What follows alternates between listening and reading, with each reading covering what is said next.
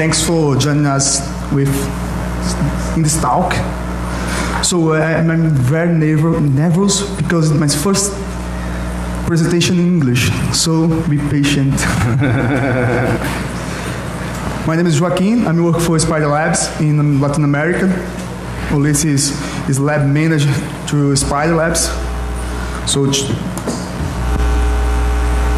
here oops. Agenda. We're talking about introduction, motivation, background, how stuff works. The microfiche. The microfiche is the tool. We developing the tool with. The tool we develop. Isso aí. Then future work and conclusions. So.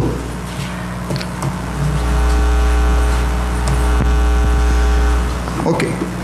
This talk describes well-known techniques that can be used for bad guys to create a more sophisticated spear phishing to attack the companies. So we're not bad guys, okay? So okay, here we not show the no new techniques. To create a spear phishing, we know we talking about the tool with. Okay. So the tool we developed does not innovate in the terms of the technologies it uses. We do basic data collection, filtering, and natural language processing. And the thing is, we combine all of that. Okay, sure. And we combine all of that in a way to produce a workflow which allows us to feed on social network data in order to produce profiles which can then be used to help a user forge content which looks very similar to the profiled user would write. So that's what the tool does.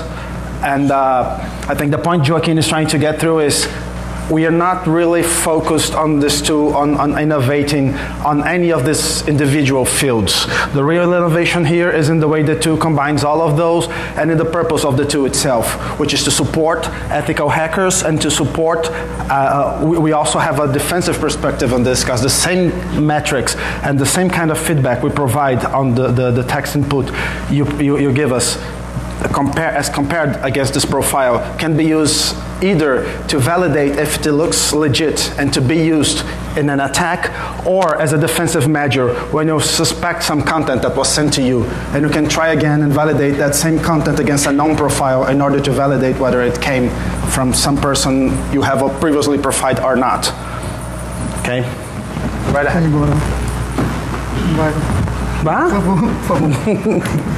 So as I said, our motivation is exactly that. As security consultants, in many situations we are faced with issues of gaining access to systems which are really tough to crack when coming to the traditional ways. So sometimes you will need the support of social engineering, right? But if any of you do consulting work, you know that sometimes projects are way shorter than they should be. And sometimes you don't have the time to actually go and build an adequate profile using intelligent gathering and, actually understanding the identity of someone you're trying to impersonate when doing a social engineering attack. So we built this tool so that we do not want the user to worry about understanding behavior. We don't want this person worrying about understanding who that person is, who their particular interests are. We don't want to focus on that. We just want to make the content looks like it came from that person. That's the main difference from our approach to a lot of the things we have on the market today and a lot of the services some companies offer, which is they're mostly focused on intelligence gathering. This is not an intelligence tool per se. It's mostly focused on appearance, right? Because for most users, and in social networks that's particularly true, if a content looks legit, we are very quick to click on a link or to open an attachment or do stuff like that. Social networks in particular, This happens a lot because we use that on smartphones. We use that a lot in environments where we're more laid back and when we're more relaxed. And then we tend to forget all those things that we've been told tons of times about not opening links, not clicking on suspect content and stuff like that. So we like to provide some background in order to try to give a better understanding of our approach and how it differs from traditional approaches to social engineering and profiling due to the specificities of social networks, right? So, regarding social networks themselves. First thing is, tons of them out there. And many of them are built for completely separate purposes. So, you have Twitter, where in many situations you will have this high-profile people which will have thousands or even millions of followers that will retweet whatever they say whenever they say it. Sometimes you have stuff like Facebook, where you have users who are closely, I think Facebook is probably the thing that most closely resembles what we refer as friendships in real world, right? And then we have more specialized social networks, such as Foursquare, GetGlue, LinkedIn, which are focused on more specific needs. It's either professional, it's either geolocation, or for instance, GetGlue is more targeted towards media, what movies you're watching, what music you're listening to. And the thing is, not all of those social networks provide content which is interesting to, when we use it for social engineering purposes, because many of those will provide little to no control over the actual message delivered by the user.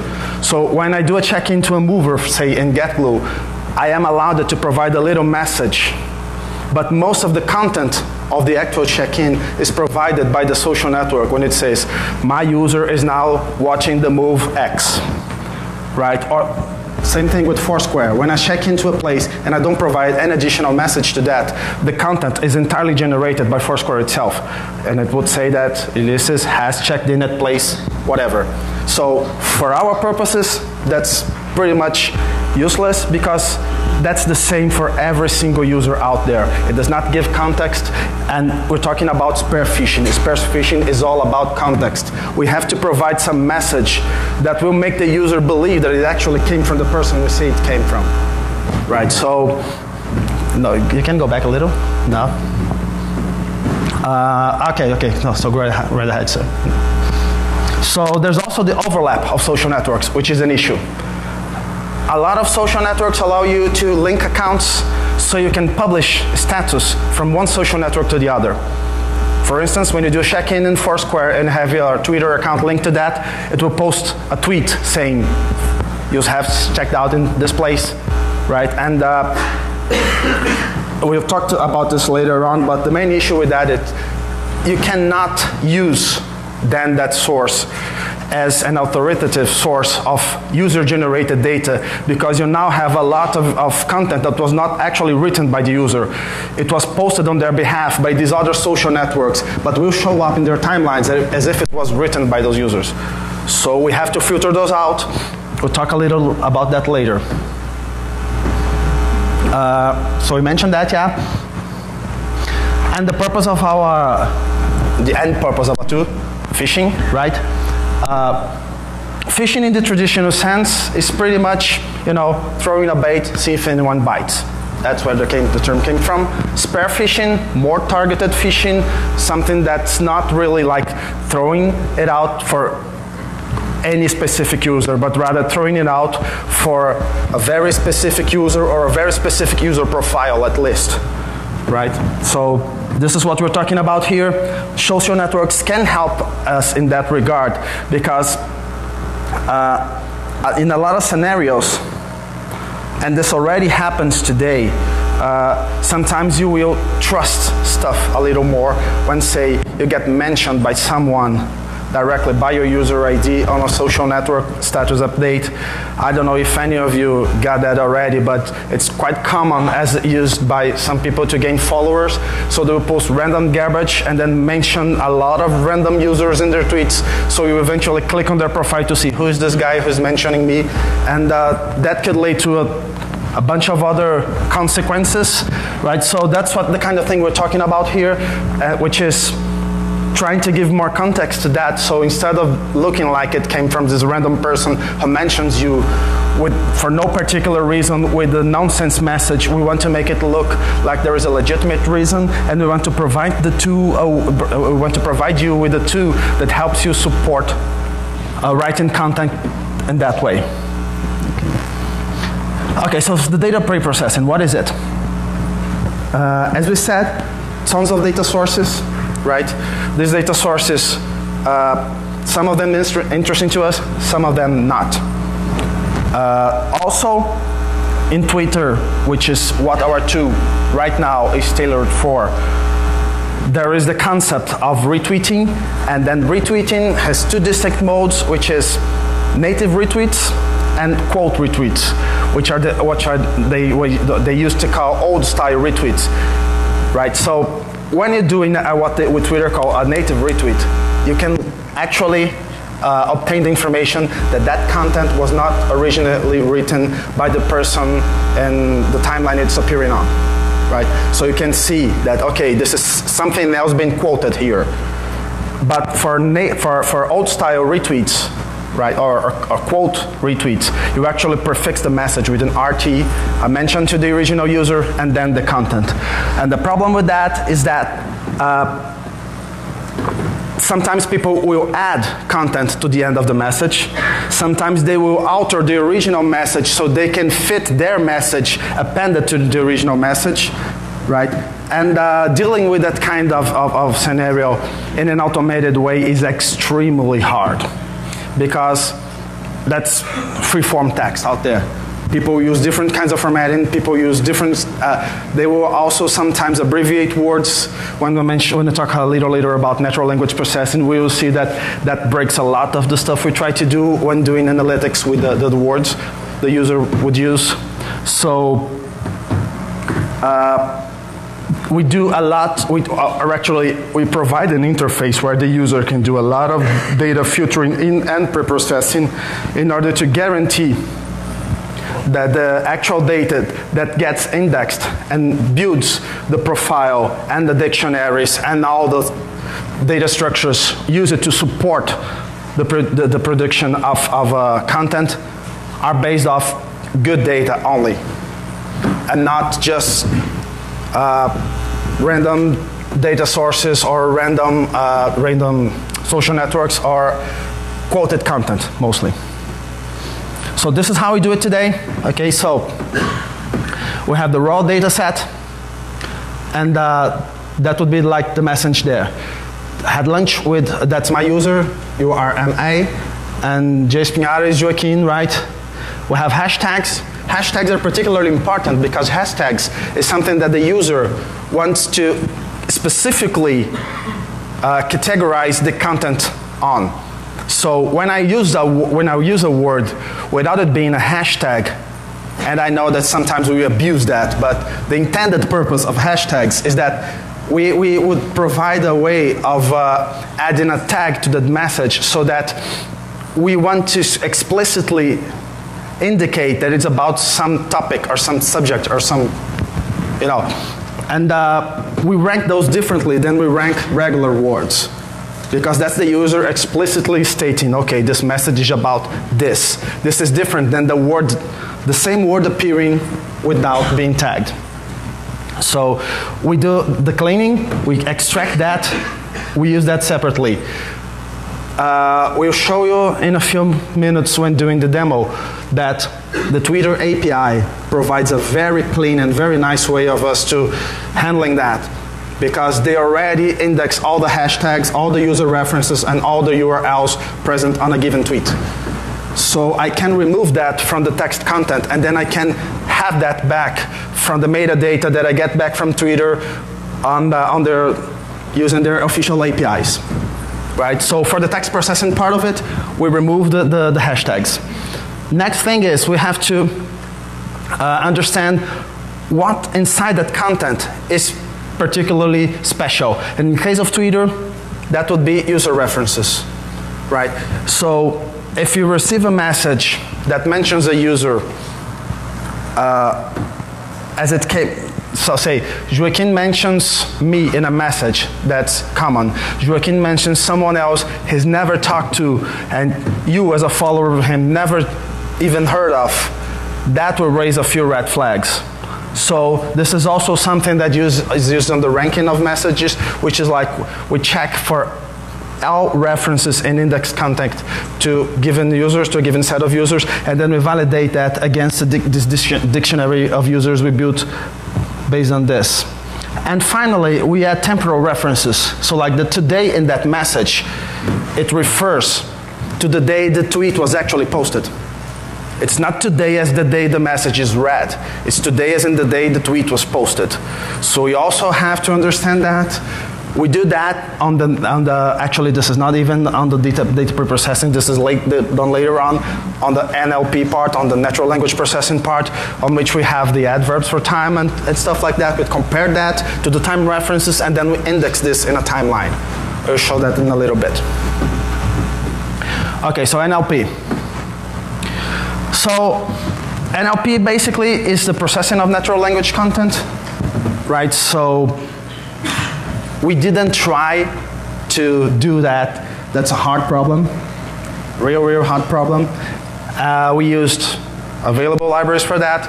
We actually use a library called Treat, which is a thin wrapper around the Stanford core NLP library. And the real hard thing about NLP for social network content is that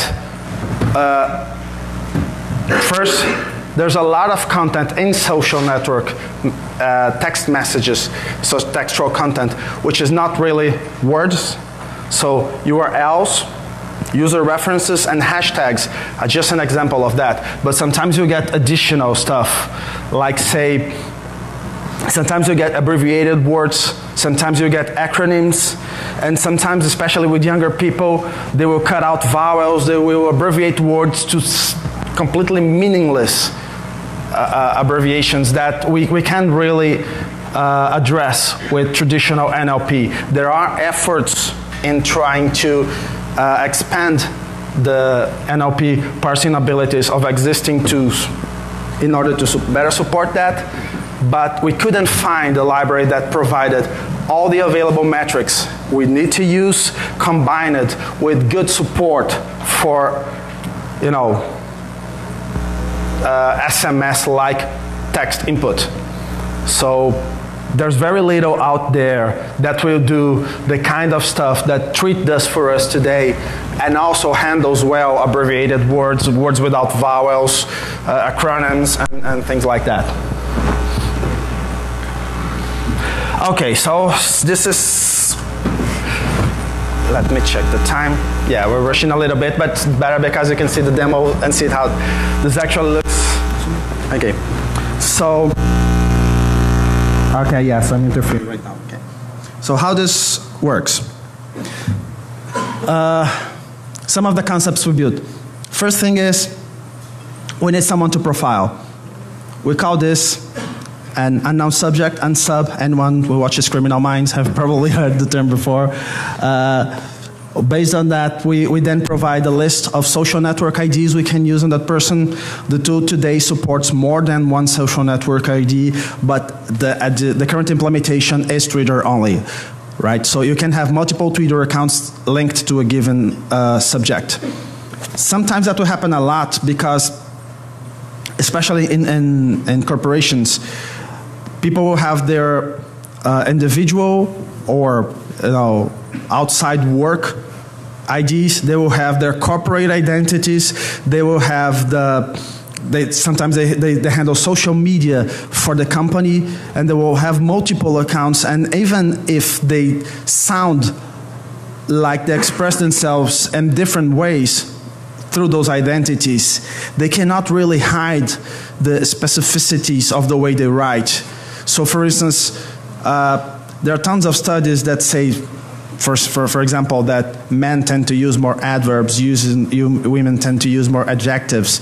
And this kind of thing will show up when profiling content written by those people, even if they try to be more formal when writing content under corporate identities, or be more relaxed and laid back while writing content under their personal identities. Right, so you can't really hide these kinds of things because they're very much ingrained in the way we tend to act as human beings. When we do this collection, the current implementation uses the official APIs. We also consider doing scraping. Thing is, most applications today are very much resistant to scraping because, first, that would mean that people would be feeding off their content without an explicit ID or an explicit identification of who is behind that crawling effort.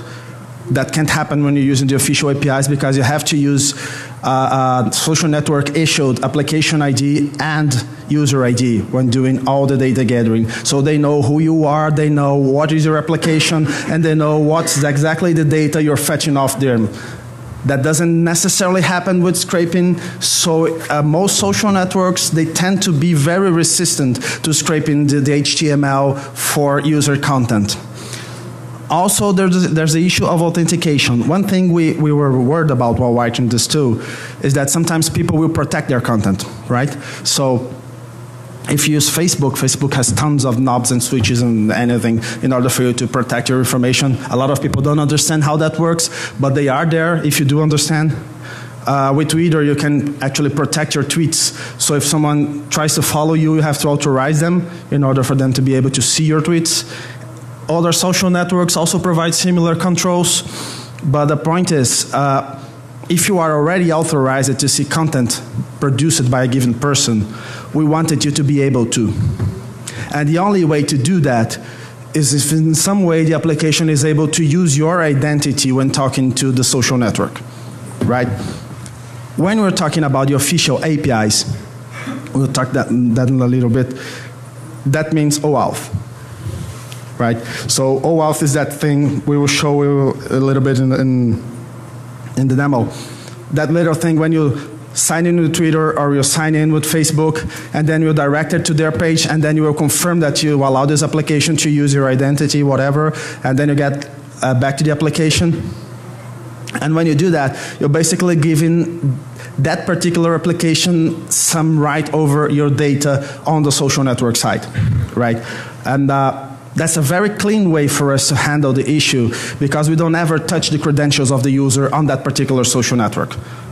Scraping wouldn't give us that option. If we wanted you to be able to fetch content which is protected under a social network but is available to your user on that network, we'd have to authenticate on that network as you. And that would mean necessarily logging in as you, which involve obviously your username and password. We don't want to touch that, right? So right now the current implementation uses OAuth for that reason. Finally, we do the analysis and we build the profile. The analysis today, not much control over how it's done. The user will simply start the process. It runs in background. It can take quite a while. The way the application is built today, that's one of the things we need to focus on the future performance. But after it's done, we will show you in a while, you have a tree of all the words, sentences, terms, and everything that you use, the frequency you use them, and then based on that, we will provide you what we call an assisted textual input interface, which is pretty much to say an autocorrect on the web for you to write content which will suggest words based on the dictionary built on user content, right? So, an unsub, we mentioned that already. The idea is that in the future, it will be able to use multiple social network IDs from different social networks. One thing to note is people will write content differently on different social networks, mostly because they are focused on different purposes. Right? So Twitter in particular has a 140 character limitation, which will make people look like they are trying to cram a lot into very little space. But when dealing with other networks that don't have this particular limitation, this starts to go away and people try to write more naturally, and the thing and the tool gets a little bit more effective in that scenario. So we mentioned that already. What Phisher does, our tool, is to link an application ID, and we will show you that this application ID today, despite it being associated with a given instance of Phisher, is something that any one of you with a Twitter account can get on Twitter anytime. You just have to go to their development site, request a new application to be registered. They will give you the OAuth application keys. You configure that on your Phisher installation, and then you have a completely new, brand new Phisher instance. That is nice for us because it doesn't we considered hosting that and providing it as a service, but then we'll have a single point of failure where Twitter could basically block us anytime they wanted, or any other social network which uses OAuth, basically.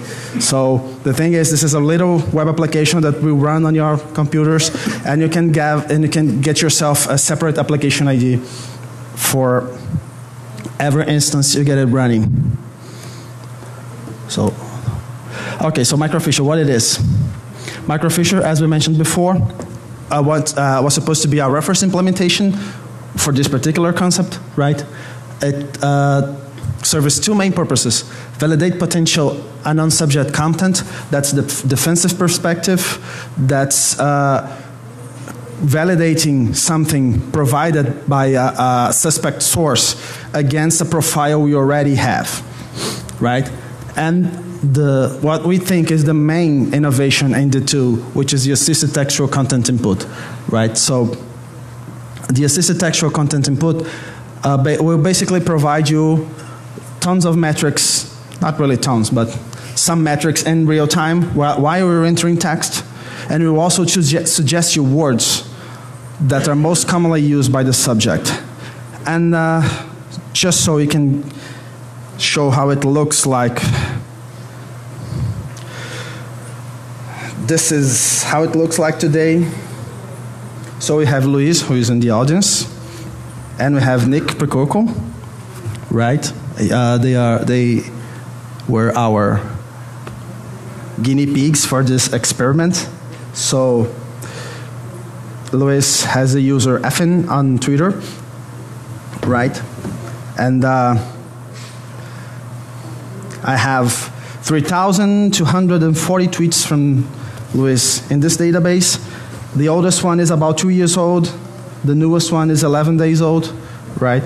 The indexing for this is complete. Of course, we are offline here, so it wouldn't be indexing at this time, but this whole process is done in background because it can take a while. There's also the issue with rate throttling on Twitter, so you can't issue too many requests on a short period of time. If you do that, they will start throttling you. If you insist on doing that, they will eventually block you. We had both scenarios already happening, so we didn't want to risk it. But we have, let me just, yeah, that's better. We also have a profile on Luis, which is beer mentions. So this is actually, we'll get back to that in a little, this is actually a MongoDB query, which is used in order to filter out the tweets in our local database we are interested in. So that's anything that has beer, starting with a capital or not B on the system, right? And which did not come from Untapped. That was actually an issue when we were doing our experiments because a lot of the InfoSec guys in our circle of friends, they use Untapped. And Untapped is basically a social network for beers. And there's a lot of references to beers which came from Untapped. So, but we filter out here, right, Untapped, and then we want anything that has to do with beer. That gave us 257 tweets with an average of 12 words per tweet. And because Luis is a Brazilian guy, there are some outliers here. So like tomei is a Portuguese word, chamou, right? But for Nick,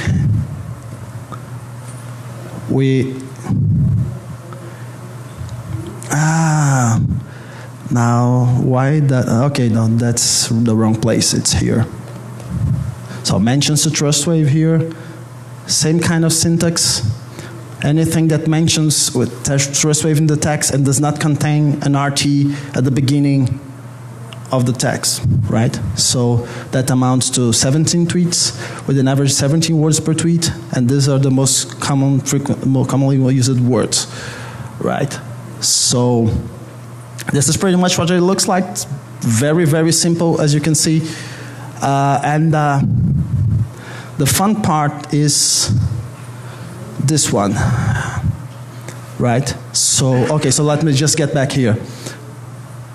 Top 10 words for tweets Nick sent from his iPhone are epic win, tag, karma, prime, hashtag, feel, search, immunization, deceitful, right? So if I forge input based on this, and I put an E here, you will see that the first suggested word here is epic, which has a word frequency. This is like a normalized word frequency. For those of you familiar with NLP, that's like TF, IDF score of this thing based on the whole collection of tweets he has, right? So you can see it ranks way, way above anything else that starts with an E. Here you can see my lack of design skills. So the thing is very ugly, but the point is it's quick. And the idea is that exactly that is how it's supposed to happen. You're writing content here, right? And you want to be able to experiment with the words and the phrasing as quickly and as in the more flexible way you can. So when I start writing the P of an epic or the F of effective, right? You will see that also these four ranks here, they will change as we write it. So for instance, since I have not written a word yet that appears on the dictionary it will have built for Nick, that means the word usage rank is 0 because no known words are showing up. If I finish writing the effective, the word usage will go up to 100% because we're using 100% words he used before. Right? The word count here is 0 because the average number of words he would typically use is 17. We are using just one, so basically we decided that, okay, if it falls below a third of the average or above 5/3 of the average, we zero them out. Otherwise, it's moved out in like this bell curve in the middle, right? And the user references here, so if I start something with and that character, it will list all the users that Nick has ever mentioned in his tweets. And here, himself, Spider Labs, Trustwave, ThoughtCon, right? Luis is probably here somewhere also. Yeah, Luis is here, effing. So, the user references is now 100%, okay? And the hashtag references go the same way. If I start writing a hashtag and it doesn't show up in his list of known hashtags, then the hashtag reference will go down. These things are divided by the amount of appearances they have in the text. So if there are 2 hashtags, one of them is invalid, that would go to 50%. That's pretty much how it works. It's very simple, and the idea is that it's simple enough for you to be able to understand how those metrics would go so that it can help you complete this thing in a way that makes sense.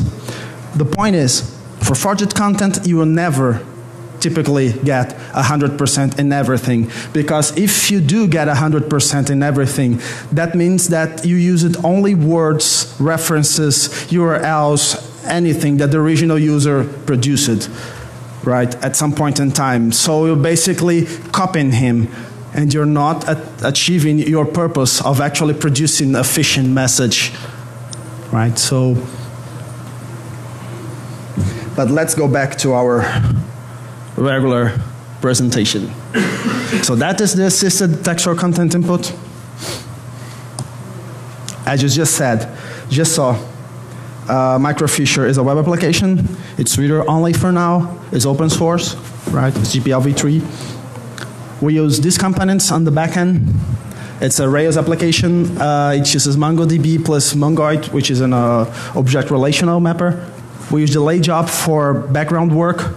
We use OAuth for the actual authentication. So when talking to Twitter, and I can show you a little video if we have, I think we will have the time later. You will see that when it does authentication with Twitter, you only provide your credentials to Twitter, and then you get the token, and you go back to the application the way it should be done, right? And we use Treat for NLP. Treat, as I said before, thin wrapper around stands for NLP core. Works very, very well when you're using regular words. Does not work that well with abbreviations. That's one of the things to do in the future, getting back to the Treat maintainers and eventually to the Stanford NLP core maintainers in order to add support for dictionaries which reference those words that people will tend to use on social networks, right? So the entire flow works like this. The authentication we already mentioned. Everything that has to do with registration is basically like a CRUD interface. So when you register a new unsub, you just provide some basic information on them. Data cert registration, you link that to a Twitter account or to more than one Twitter account. After that is done, the application will automatically start fetching tweets from those user IDs you provided. When that is done, then you can actually create what we call a work set. So going back to the interface, a work set is exactly this. And this one will show you guys how my lack of skills is even better than you. So this is how it looks like. So say I want to check anything that Nick, that will give us the tweets themselves, where it came from, when it was published, the user ID. Because since we only have one user assigned under Nick, all values here will be the same. But when we have multiple Twitter accounts associated with an unknown sub ID, those will be listed in here, right? And it's not, as you can see, and as expected, most TrustWave references will show up either in tweets that Nick wrote himself or retweeted from corporate TrustWave accounts, or it would come from social networks targeted toward professional relationships, such as LinkedIn. This is what we would expect, right? But if I change that, again, to our beer example, then you will see that, for instance, Untapped starts showing up a lot, right? And the point is, we at this point can't really help the user because we don't know what kind of behavior of the unknown subject you're trying to mimic. The idea is that we will eventually provide a set of preset filters for social networks that publish on Twitter. We also provide soundex-like matching to stuff that would probably be published by other social networks that do not follow the rule of setting their source. There are some of those out there, right?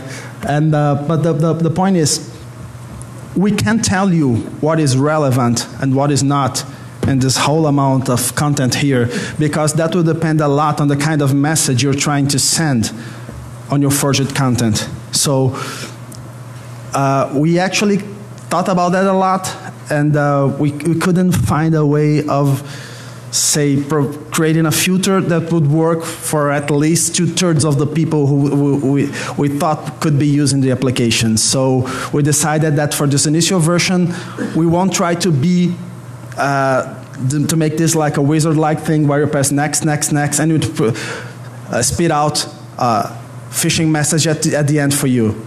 Pretty much because that's beating the Turing test, right? We know we can't do that, and also because this is not meant to be used we don't want to write another script kiddie too. That's really pretty much it. We don't want this to be something that can be used without giving consideration of what you're trying to do.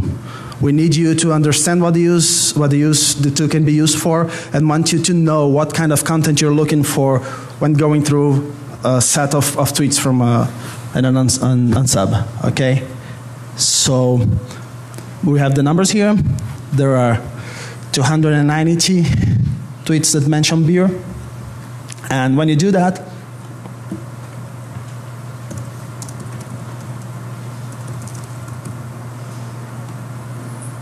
oh, awesome. Okay, so this is because we're offline, and what's happening here is that we'll try to contact Twitter in order to do some validation. We are offline here, the validation will fail, so sorry about that. What happens here is that every time we touch the Twitter account of someone, we will actually reach back to Twitter to validate that's working. So, but the point is, when you start a profile here, that will trigger the execution of a background job that will do the actual processing. When you finish a profile, as we saw here, no, this thing is too big. Let me get a smaller one. Okay, this one is a smaller. This is actually the kind of data structure we get in the back end.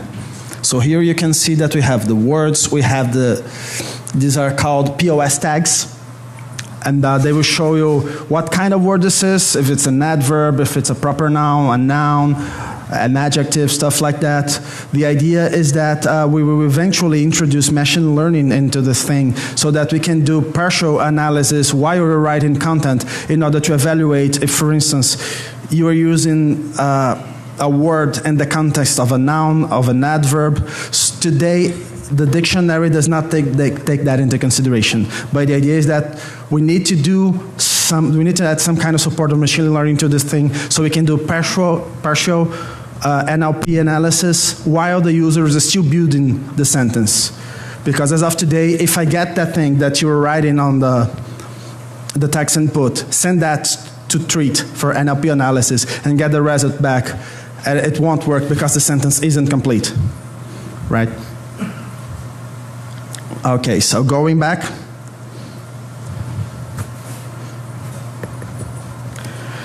Oh, you've seen the demo already. So, what are the limitations?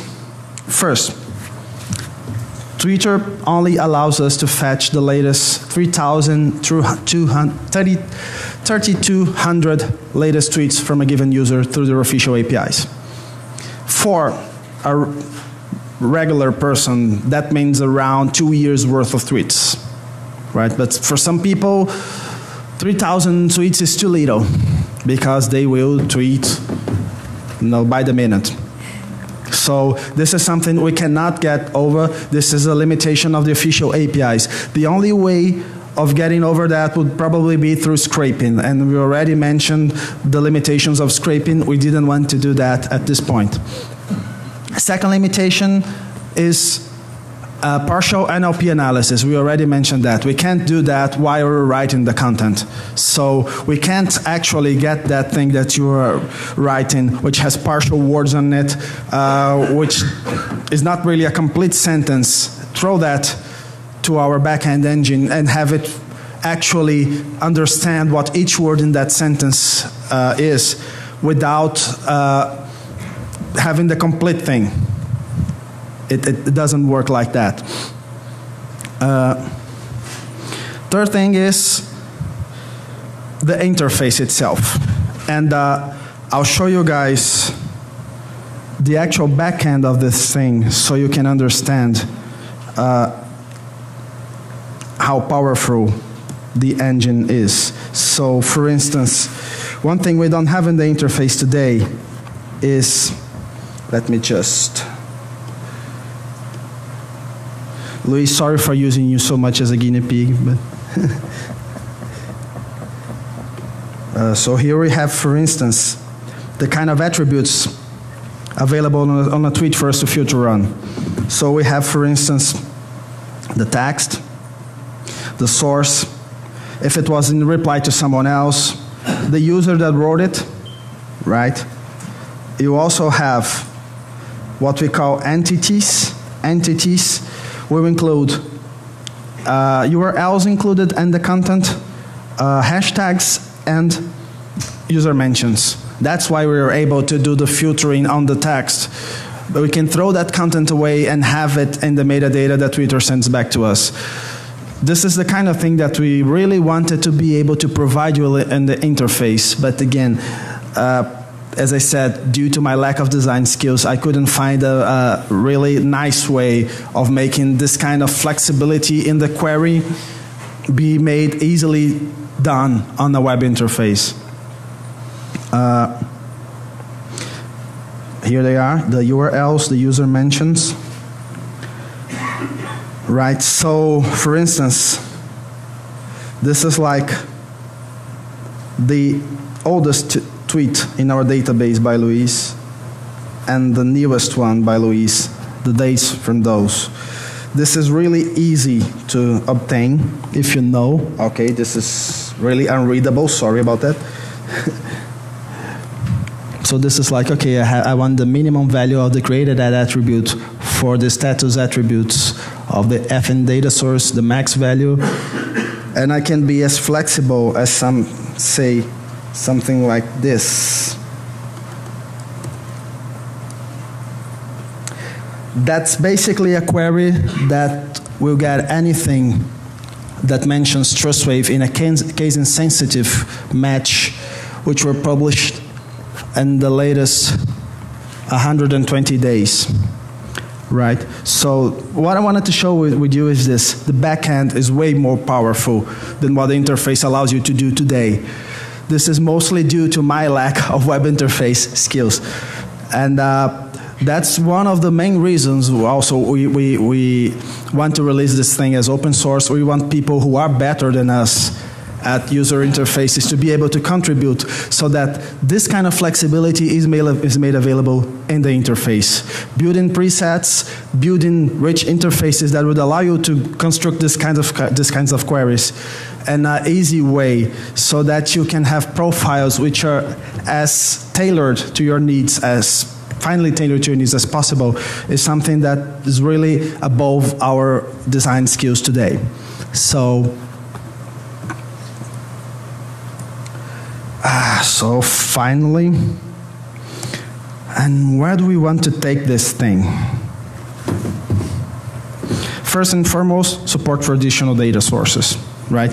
One of the things we're not doing today, and which is very much of interest to us, is toying around with the concepts of clustering so that we can, for instance, see the way and profile the way you talk about certain topics on some social networks. So when you're talking, say, about information security on Twitter, you would have this dictionary, you would have this kind of writing style, and when you're talking about information security on LinkedIn, you would have a different set of words, the different set of writing style and stuff like that. This is actually kind of easy to do with the support we have in the backend today, but we didn't want to add additional variables to the system at this point because, as I said, different data sources, different intentions in the users behind those data sources, and we wanted to focus only on tinkering this for Twitter for initial proof of concept, right? Second, as I mentioned, machine learning, more metrics, better feedback. You probably understood when I said what those numbers mean on screen, but if I didn't tell you that, the interface itself would not.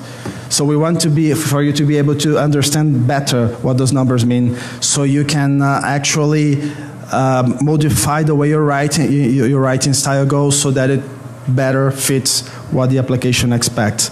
Filtering presets, already mentioned that. And this one is particularly hard, adequate handling of quoted content, which is like, how do you identify content that mentions someone else inside the timeline of an unsub, right? So when we're quoting someone, you have to know when the quote starts and when the quote ends, because everything else is content we're interested in. And I think that's it. I think we pretty much nailed the time, so I'm quite happy about it. As you can see, it's a very much work in progress, right? We are really, really, really open to suggestions and criticism. This thing, we started it thinking it would be easy to do, but there were, as always, devil is in the details. If you check out the code and look at it, you will see there's a lot of edge cases out there that we are already trying to handle, and that does not even include the limitations we discussed here. So we want, we are very, very open, really, to criticism and suggestions regarding the tool. And I think that's it. Alguma coisa? So I'd like to thank you.